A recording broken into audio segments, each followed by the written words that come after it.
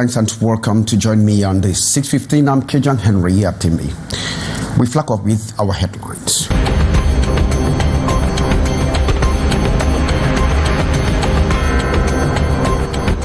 Then suspects apprehended by security operatives in Yaoundé. The gang is specialized in criminal commercial motorbike theft, drug traffic. First region ghost town holds travels at My 17 Motor Park in Buea. The disruption in travels has actually affected many towns and many people who are to go back to school.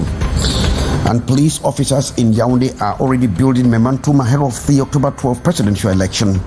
They embarked on a keep fit exercise to be combat ready and law enforcement ready as campaigns of the showdown will flag off on September 27. Top stories. From mere looking at the individuals,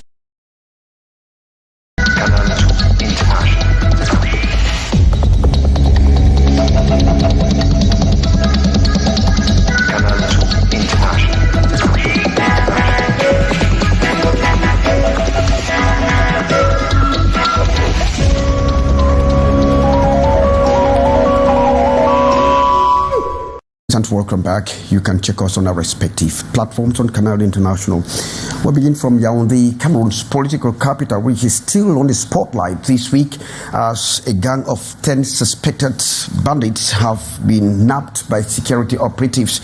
The gang is specialized in commercial bike theft as well as drug trafficking and burglary. Hyacinth Chair has the details from Yaoundé. from mere looking at the individuals, one would say they are young and harmless, but their stories are frightening. The gang of young people are said to be specialized in the theft of motorbikes in the city of Yaoundé, harassing and stabbing the owners. Their networks well structured. Ils vous suivent, ils vous agressent, et ainsi de suite. Mais on a... They follow the victims, stab them and do away with their bikes. They operate in Yaoundé, take the motorbikes to Soa, where they are transformed before being sold. Fortunately, this time around, one of the bikes had the GPS device. That is how we followed and apprehended them. Vous avez vu à ma droite de ce côté. And here are well-loaded bags of Indian hymns and other related hard drugs intercepted from this other gang by different police units in Yaoundé, a business well implanted with producers and suppliers from different regions of the country. Les vendeurs arrivent même juste dans les établissements. The dealers go right to the school campuses to sell to students. They have suppliers all over. We followed them secretly to crack them down. We have information we are working on. On a déjà assez d'informations à notre disposition pour pouvoir agir. Presenting the suspects this September 22nd in Yaoundé, the Central Regional Delegate for National Security reiterates that a special operation is waged on drug dealers as the phenomenon is ravaging students in schools and increasing crime wave. Where we move over to the southwest region, precisely in Buea, where activities have been grounded at the motor park, that is the My 17 Motor Park. And of course, this is as a result of the ghost town that was imposed by separatists. So this has disrupted travels, especially those who were supposed to go back to school. Let's get the details with Morindi.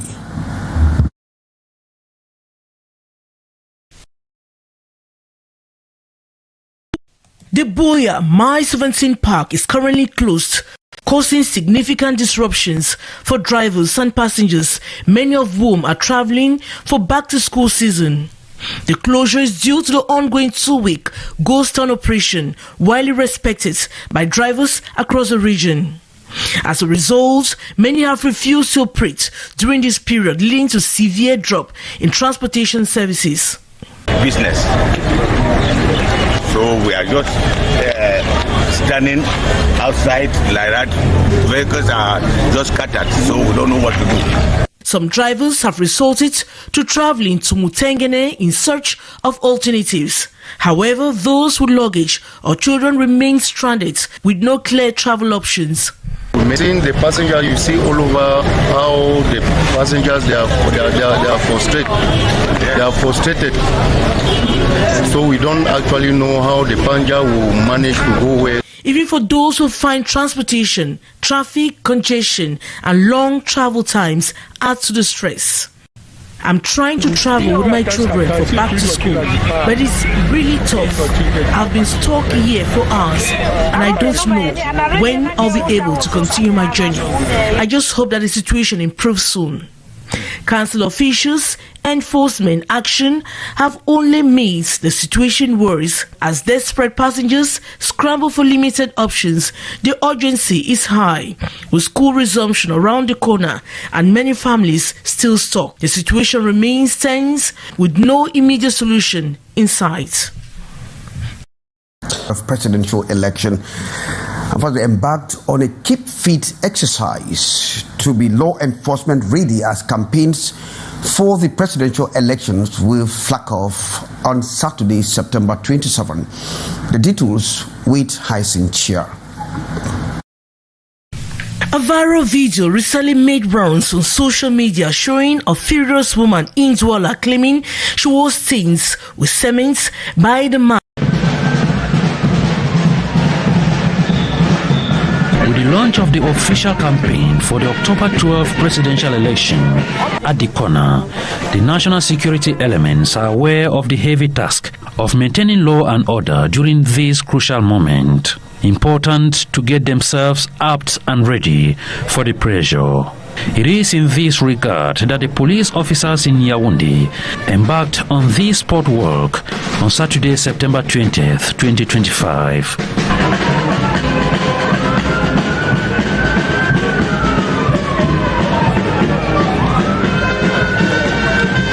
Exercise from the National Advanced Police School through Wada, the central town, Mfondi Market, and Tandans, the Yaoundé City Council, and back to the police institution, where they rounded up with churches, with beautiful melody from the National Security Band.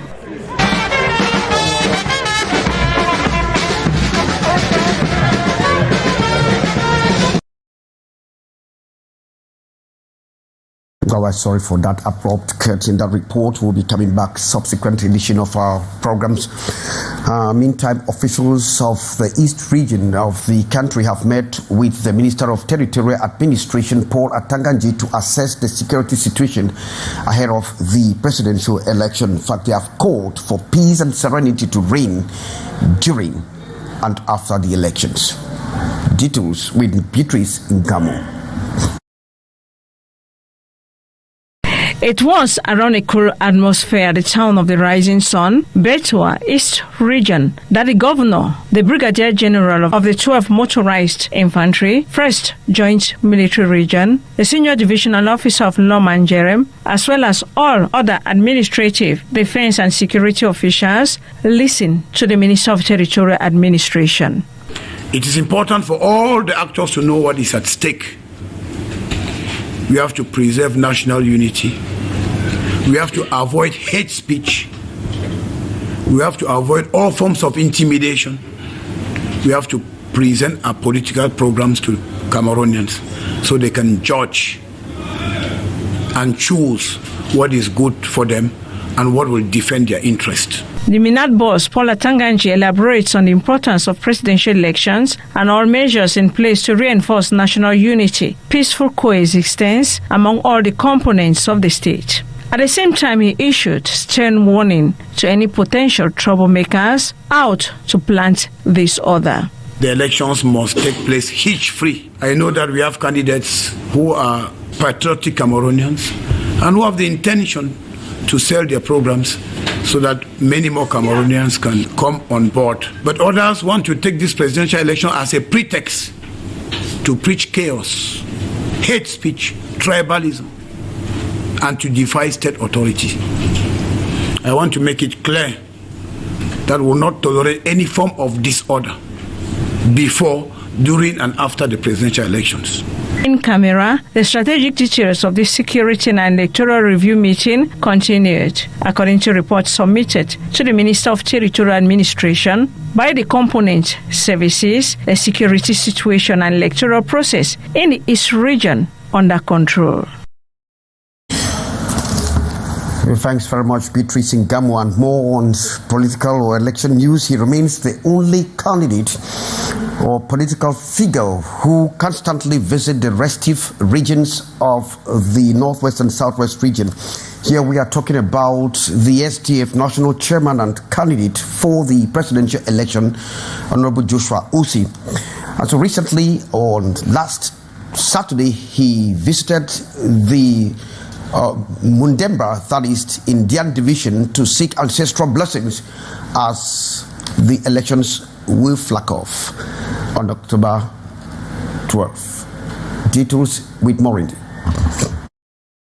For the past 9 years, many elites of Ndian division have been unable to set foot on their ancestral land due to the security crisis.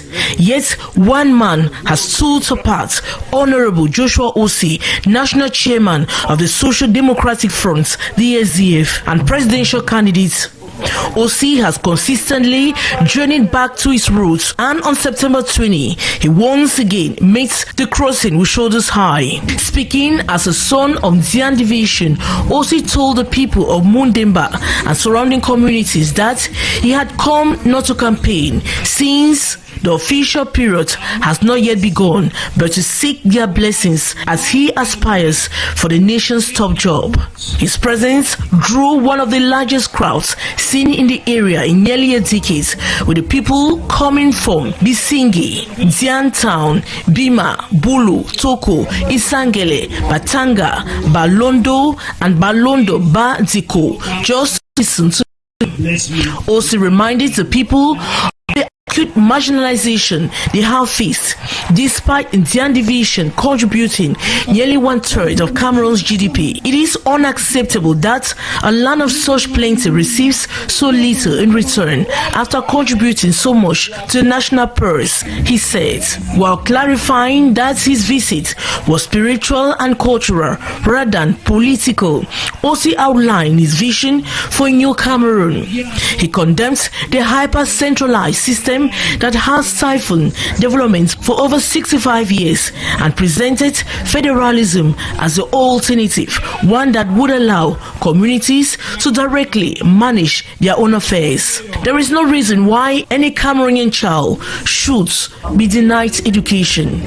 There is no reason why the people of Ndian should not enjoy the fruits of their land.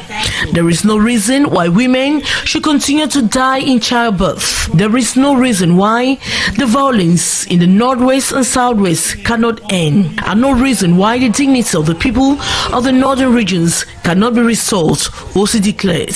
The people of Mundemba responded with enthusiasm, promising Honorable Joshua Osei their full support and a resounding victory come October 12, 2025.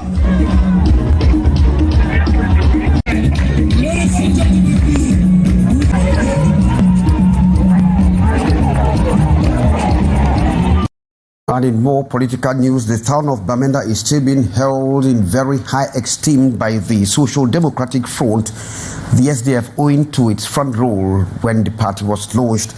And so the national chairman of the Social Democratic Front has chosen Bamenda, where he will launch the campaign for the presidential election. We have the details from our Northwest Chief Correspondent, Annie Collins. Fighting for our freedom. Because the town of Bamenda holds the birth certificate of the Social Democratic Front SDF party since creation in 1990, the presidential candidate for the October 12th election has decided to launch his campaign in this town. This was made known during the enlarged regional preparatory meeting for the Northwest held in Bamenda over the weekend. Within the framework of this, we are calling on all the living forces of the Northwest region to be mobilized and to be ready to massively attend the campaign launch of our national chairman and to get the beautiful messages and the plan that the SDF have for the Northwest and the nation as a whole. With a door-to-door strategy adopted for the campaigns, young Emmanuel, who hails from Fundong, was appointed regional campaign manager. Northwest is not a new place for me. I've been here before, during, and even after the cars are burning down. I've been here and we know the situation. So I don't think that there is anything that can disturb us from achieving what we have planned to achieve. All district chairpersons have been told to submit lists of representatives at polling stations before the official start of campaigns. Meanwhile, plans are underway for decoration of party vanguards who have rendered loyal services to the SDF party. After choosing Bamenda to deposit his candidacy file some weeks ago, it is the second time the SDF national chairman is defying all odds for a public appearance in Bamenda. Thanks very much, Sheriff Asale, drawing the curtains for this edition of the 6:15 with me, Kejang Henry Atimbi. Lee Piju is toast right ahead with the brief de l'actualité. We thank you for being there and keep watching Canada International. Goodbye.